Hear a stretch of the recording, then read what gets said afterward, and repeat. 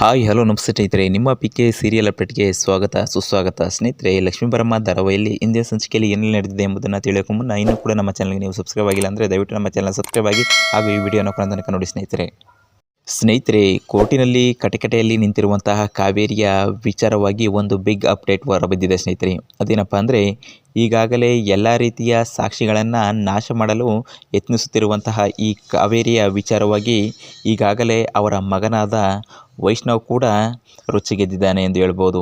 ಏಕೆಂದರೆ ಈಗಾಗಲೇ ಗಿರಿಜರನ್ನು ಕಿಡ್ನಾಪ್ ಮಾಡಿ ಅಥವಾ ಅವರನ್ನು ಮುಗಿಸಲು ಸಂಚು ರೂಪಿಸಿದ್ದಂತಹ ಕಾವೇರಿ ಈ ವಿಚಾರವಾಗಿ ಅವರ ಮನೆಗೆ ರೌಡಿಗಳನ್ನು ಕಳಿಸಿದ್ದುಂಟು. ಇದೇ ವಿಚಾರವಾಗಿ ಸುಪ್ರೀತಾ ಮತ್ತು ಈ ಗಿರಿಜರ ನಡುವಿನ ಈ ಬರುವ ಹೊತ್ತಿಗೆ ಈಗಾಗಲೇ ಅವರಿಗೆ ರೌಡಿಗಳಿಂದ ವಧೆ ಬಿದ್ದಿದ್ದು ಮತ್ತು ಅವರನ್ನು ಎದುರಿಸುವ ಕೆಲಸವಾಗಿತ್ತು ಸ್ನೇಹಿತರೆ. ಇದೇ ವಿಚಾರವಾಗಿ ಸ್ವಲ್ಪ ಹುಷಾರಾಗಿ ಬನ್ನಿ ಅಂತ ಈಗಾಗಲೇ ಕಾವೇರಿ ಅವರು ಬರ್ಬೋದು ಮತ್ತು ಅವರ ಕಡೆಯವರು ಯಾರ್ಯಾರು ಬರ್ಬೋದು ಅಂತ ಈಗಾಗಲೇ ಮಾತಿಗೂ ಹುಷಾರು ಅಂತ ಹೇಳ್ತಿರುವಂತಹ ಈ ಲಕ್ಷ್ಮಿಯು ಹೇಳಿದ್ದುಂಟು. ಆದರೆ ಆಯಿತು ಅಂದ್ಬಿಟ್ಟು ನಮಗೇನು ತೊಂದರೆ ಆಗಲ್ಲ ಅಂದ್ಬಿಟ್ಟು ಬರುವ ಸಮಯದಲ್ಲಿ ಈಗಾಗಲೇ ಅವರ ಮನೆಯನ್ನು ಲಾಕ್ ಮಾಡಿದ್ದಂತಹ ಎಲ್ಲ ರೌಡಿಗಳು ಕೂಡ ಈಗಾಗಲೇ ನಮ್ಮನ್ನು ಇಲ್ಲೇ ಸಾಕ್ಷಿನಾಶ ಮಾಡಲು ಮತ್ತು ನಮ್ಮನ್ನು ಮನೆಯಿಂದ ಹೊರಗಡೆ ಕಳಿಸದಿರಲು ನಮ್ಮ ಅತ್ತಿಗೆನೇ ಕೂಡ ಈಗ ಸಂಚು ರೂಪಿಸಿದ್ದಾರೆ ಅಂತ ಅರಿವಾಗಿ ಜೋರಾಗಿ ಕೂಗುತ್ತಿರುತ್ತಾರೆ. ಇದೇ ಸ್ಥಾನದಲ್ಲಿ ಬಂದಿರುವಂತಹ ಎಲ್ಲ ರೌಡಿಗಳು ಕೂಡ ಅವರನ್ನು ಎದುರಿಸಿ ಮತ್ತು ಅವರ ತಲೆಗೆ ಏಟುಗಳನ್ನು ಹೊಡೆದು ಅವರನ್ನು ಅಲ್ಲೇ ಇರಿಸಿದ್ದುಂಟು. ಇದೇ ಸಂದರ್ಭದಲ್ಲಿ ಕೋರ್ಟಿನಲ್ಲಿ ನಡೆಯುತ್ತಿರುವಂತಹ ಎಲ್ಲ ವಾದವಿವಾದಗಳು ಕೂಡ ಮತ್ತು ಈ ಕಾವೇರಿಯ ವಿಚಾರವಾಗಿ ಸೌದಾಮಿನಿ ಅವರು ಹೇಳಿದ್ದುಂಟು. ಏನಪ್ಪ ಅಂದರೆ, ಈಗಾಗಲೇ ನಮ್ಮ ಕಕ್ಷಿದಾರರಾಗಿರುವಂತಹ ಈ ಕಾವೇರಿ ಅವರು ತುಂಬ ಒಳ್ಳೆಯವರಾಗಿದ್ದಾರೆ ಮತ್ತು ಇವರ ವಿರುದ್ಧ ಯಾವುದೇ ರೀತಿಯ ಸಾಕ್ಷಿಗಳಿಲ್ಲ ಅಂತ ಹೇಳಿದ್ದೆ. ಲಾಯರ್ ಸೌದಾಮಿನಿ ಅವರು ಈಗಾಗಲೇ ನ್ಯಾಯಾಧೀಶರಿಗೆ ಮನವಿಯನ್ನು ಮಾಡ್ತಿದ್ದಾರೆ ಸ್ನೇಹಿತರೆ. ಅಂದರೆ ಕಾವೇರಿಯವರು ಯಾವುದೇ ರೀತಿಯ ಪ್ರಕರಣಗಳಲ್ಲಿ ಭಾಗಿಯಾಗಿಲ್ಲ ಮತ್ತು ಅವರು ಅಪರಾಧಿಯೂ ಅಲ್ಲ ಅಂತ ಯಾವುದೇ ಸಾಕ್ಷಿ ಪ್ರೂವ್ ಮಾಡ್ತಾ ಇಲ್ಲ. ದಯವಿಟ್ಟು ಇದನ್ನು ಪರಿಗಣಿಸಿ ಅವರನ್ನು ಬಿಡುಗಡೆ ಮಾಡಬೇಕು ಅಂತ ಕೇಳ್ಕೊಳ್ತೇನೆ ಅಂತ ಈಗಾಗಲೇ ಲಾಯರ್ ಅವರು ಜಡ್ಜ್ ಅವರಿಗೆ ಮನವಿ ಮಾಡಿದ್ದಾರೆ ಸ್ನೇಹಿತರೆ.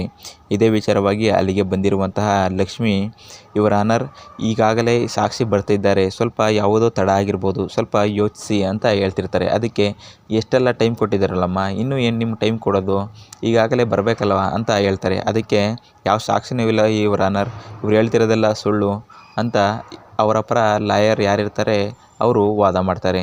ಈಗ ಪಾರ್ಥಸಾರಥಿ ಅವರು ಅದನ್ನೇ ಕೂಡ ಅಬ್ಸರ್ವ್ ಮಾಡ್ತಿರ್ತಾರೆ. ಇದೇ ಸಂದರ್ಭದಲ್ಲಿ ಇನ್ನೇನು ತೀರ್ಪು ಕೊಡಬೇಕು ಅನ್ನುವ ಸಮಯದಲ್ಲಿ ಎಂಟ್ರಿ ಕೊಡುವಂತಹ ವೈಷ್ಣವ್ ಅವರಿಗೆ ಬಂದ ತಕ್ಷಣ ಹೇಳ್ತಾರೆ, ಯುವರ್ ಆನರ್, ಇದೆಲ್ಲ ಸುಳ್ಳು, ಇವರು ಲಕ್ಷ್ಮಿ ಅವರು ಹೇಳ್ತಿರೋದೆಲ್ಲ ನಿಜ, ನಮ್ಮ ತಾಯಿ ತುಂಬ ಅಪರಾಧ ಮಾಡಿದ್ದಾರೆ ಅಂತ ಕೂಗಾಡ್ತಿರ್ತಾರೆ. ಅದಕ್ಕೆ ಅಲ್ಲಿನ ನ್ಯಾಯಮೂರ್ತಿಗಳು ಹೇಳ್ತಾರೆ, ನೀವು ಮೊದಲು ಅಲ್ಲಿನ ಕಟಕಟೆಗೆ ಬಂದು ನಿಂತು ಮಾತನಾಡಿ ಅಂದಾಗ, ಹೌದು ಯುವರ್ ಆನರ್ ಅಂತ ಅವರ ಮುಖದಲ್ಲಿ ರಕ್ತ ಸುರಿತಿರುತ್ತದೆ ಮತ್ತು ಎಲ್ಲರೂ ಕೂಡ ಒಂದು ಕ್ಷಣ ಗಾಬರಿಯಾಗಿರ್ತಾರೆ ಸ್ನೇಹಿತರೆ.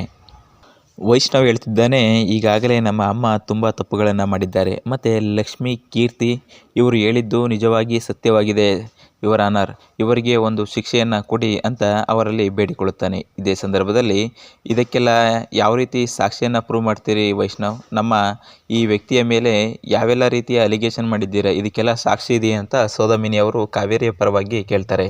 ಅದಕ್ಕೆ ಸಾಕ್ಷಿ ತಾನೇ ಬೇಕು, ನನ್ನ ಹತ್ರ ಇದೆ ಅಂದ್ಬಿಟ್ಟು ಗಿರಿಜಾ ಅವ್ರನ್ನ ಕರೀತಾರೆ. ಗಿರಿಜಾ ಅವ್ರನ್ನ ಕರೆದ ತಕ್ಷಣ ಗಿರಿಜರವರು ಈಗಾಗಲೇ ಕೋರ್ಟ್ಗೆ ಹೇಳುತ್ತಿದ್ದಾರೆ. ಅದೇನಪ್ಪ ಅಂದರೆ, ಹೌದು ಯುವರ್ ಆನರ್, ನನ್ನ ಈ ಎಲ್ಲ ತಪ್ಪುಗಳನ್ನು ಮಾಡಲು ಪ್ರೇರೇಪಿಸಿದ್ದೇ ಈ ಕಾವೇರಿಯವರ ವಿಚಾರವಾಗಿ ಮತ್ತು ಈ ಲಕ್ಷ್ಮಿಯವರ ವಿಚಾರದಲ್ಲಿ ಲಕ್ಷ್ಮಿಯ ಕೇರ್ಟೇಕರ್ ಆಗಿದ್ದು ನಾನೇ ಮತ್ತು ಅದರಲ್ಲಿ ಅವರೇ ಹೇಳಿದ ಹಾಗೆ ಲಕ್ಷ್ಮಿಯವರು ಆಸ್ಪತ್ರೆಯಿಂದ ಯಾವತ್ತೂ ಕೂಡ ಹೊರಬರಬಾರದು, ಅಲ್ಲಿಯೇ ಅವರ ಕತೆ ಮುಗಿಬೇಕು ಅಂತ ಹೇಳಿದ್ದುಂಟು. ಇದಕ್ಕೋಸ್ಕರ ನಾನು ಕೂಡ ಶಾಕ್ ಟ್ರೀಟ್ಮೆಂಟ್ಗೆ ಕರ್ಕೋಗಿ ನಾನು ಸಿಕ್ಕಿಬಿದ್ದೆ ಅಂತ ಸಂದರ್ಭದಲ್ಲಿ ಸತ್ಯವನ್ನು ಹೇಳಬೇಕೆಂದು ನಾನು ಹೇಳಿಕೊಂಡಿದ್ದೆ. ಆದರೆ ಅದು ಸಾಧ್ಯವಾಗಲಿಲ್ಲ. ಇದನ್ನೆಲ್ಲ ಮಾಡಿಸಿದ್ದು ಈಗಾಗಲೇ ಈ ಕಾವೇರಿಯವರು ಯುವರ್ ಆನರ್ ಅಂತ ಹೇಳ್ತಾರೆ ಗಿರಿಜಾರವರು. ಇದೇ ಸಂಬಂಧದಲ್ಲಿ ಎಲ್ಲರೂ ಕೂಡ ಶಾಕ್ ಆಗ್ತಾರೆ ಮತ್ತು ಸೌದಾಮಿನಿಯವರು ಕೂಡ ನಾನು ಯಾವುದೇ ರೀತಿಯ ಕಾರ್ಯಗಳನ್ನು ಮಾತಾಡಲು ಸಾಧ್ಯವಾಗುವುದಿಲ್ಲ ಅಂತ ಹೇಳ್ತಿರ್ತಾರೆ. ಮತ್ತು ಇದರಿಂದಾಗಿ ಅವರ ಆಪೋಸಿಟ್ ಲಾಯರ್ ಯಾರಿರ್ತಾರೆ ಅವರು ಪಾರ್ಥಸಾರಥಿ ಅವರು ತುಂಬಾ ಖುಷಿಪಡ್ತಾರೆ. ಮತ್ತು ಲಕ್ಷ್ಮಿ ಮತ್ತು ಕೀರ್ತಿ ಸುಪ್ರೀತಾ ಅವರವರು ಕೂಡ ಖುಷಿಪಡ್ತಾರೆ. ಇದೇ ವಿಚಾರವಾಗಿ ಈ ಕೋರ್ಟು ಎಲ್ಲವನ್ನು ತೀರ್ಮಾನ ಮಾಡುತ್ತೆ ಸ್ನೇಹಿತರೆ. ಇದೇ ವಿಚಾರವಾಗಿ ಕೋರ್ಟ್ನ ಜಡ್ಜ್ ಯಾರಿರ್ತಾರೆ ಅವರು ಹೇಳ್ತಾರೆ, ಈಗಾಗಲೇ ಸಾಕ್ಷಿ ಮತ್ತು ಈ ಮಾಹಿತಿಗಳನ್ನು ಆಧರಿಸಿ ಈಗಾಗಲೇ 7 ವರ್ಷಗಳ ಕಾಲ ಈ ಶಿಕ್ಷೆಗೆ ಇವರನ್ನು ಗುರಿಪಡಿಸಬೇಕು ಅಂತ ಕೋರ್ಟ್ನ ಜಡ್ಜ್ಮೆಂಟ್ ಬೀಳುತ್ತಿದ್ದಂತೆ ಎಲ್ಲರೂ ಕೂಡ ಸ್ವಲ್ಪ ಖುಷಿಯಾಗ್ತಾರೆ. ಅದೇ ಸಂದರ್ಭದಲ್ಲಿ ಅಲ್ಲಿ ಕಟಕಟೆ ನಿಂತಿರುವ ಕಾವೇರಿ ಅವರು ಇಲ್ಲೇ ಇವರ ಅನಾರ್ ಇಲ್ಲ, ನಾನು ಯಾವುದೇ ತಪ್ಪು ಮಾಡಿಲ್ಲ ಅಂತ ಕೂಗಾಡ್ತಿರ್ತಾರೆ. ಮತ್ತು ಇವರು ನನ್ನಿಂದ ಷಡ್ಯಂತ್ರ ರೂಪಿಸಿದ್ದಾರೆ ಅಂತ ಕೂಗಾಡ್ತಿರ್ತಾರೆ ಸ್ನೇಹಿತರೆ. ಇದೇ ವಿಚಾರವಾಗಿ ಬುಧವಾರದ ಸಂಚಿಕೆ ಇಲ್ಲಿಗೆ ಮುಕ್ತಾಯವಾಗಿದೆ ಸ್ನೇಹಿತರೆ. ಹಾಗೆ ಇನ್ನೂ ಕೂಡ ನಮ್ಮ ಚಾನಲ್ನ ನೀವು ಸಬ್ಸ್ಕ್ರೈಬ್ ಆಗಿಲ್ಲ ಅಂದರೆ ದಯವಿಟ್ಟು ನಮ್ಮ ಚಾನಲ್ ಸಬ್ಸ್ಕ್ರೈಬ್ ಆಗಿ ಹಾಗೂ ಈ ಬೆಲ್ ಬಟನ್ನ ಕ್ಲಿಕ್ ಮಾಡಿ. ಈ ವಿಡಿಯೋ ನೋಡಿದ್ದಕ್ಕೆ ಧನ್ಯವಾದಗಳು.